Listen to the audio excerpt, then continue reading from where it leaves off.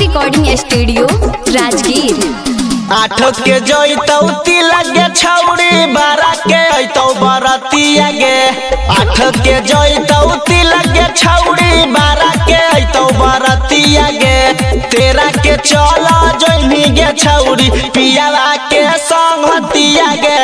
13 के चल जइनी गे छौड़ी पियावा के संगतिया गे।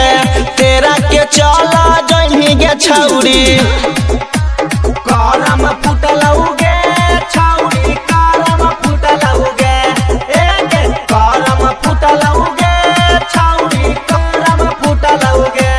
मरमी भदरा संगे माजा हमर करम फुटलौ गे।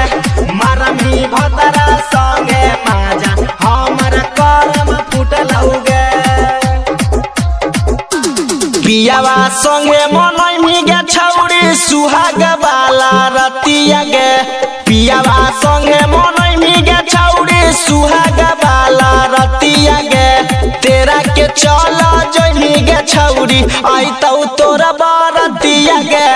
13 के चल जइनी गे छौड़ी पियावा के संगतिया गे। 13 के चल जइनी गे छौड़ी पिलुआ परतौ गे छौड़ी पिलुआ परतौ गे। पिलुआ परतौ गे छौड़ी पिलुआ परतौ गे। रोतौ नैहर में यारवा तोरा पिलुआ परतौ गे। रोतौ नैहर में यारवा तोरा पिलुआ परतौ गे।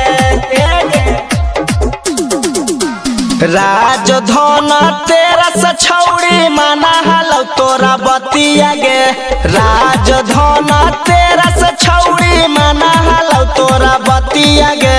तोरा बिना कैसे गे छौड़ी कटतै दिन रतिया गे। तोरा बिना हमर कैसे कटतै दिन रतिया गे।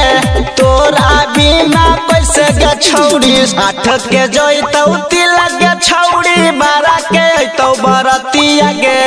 8 के जइतौ तिलक गे छौड़ी 12 के अइतौ बरतिया गे। 13 के चल जइनी गे छौड़ी पियावा के संगतिया गे। 13 के चल जइनी गे छौड़ी पियावा के संगतिया गे। 13 के चल जइनी गे छौड़ी अब चल जी में गा। Shivangi recording studio Rajgir.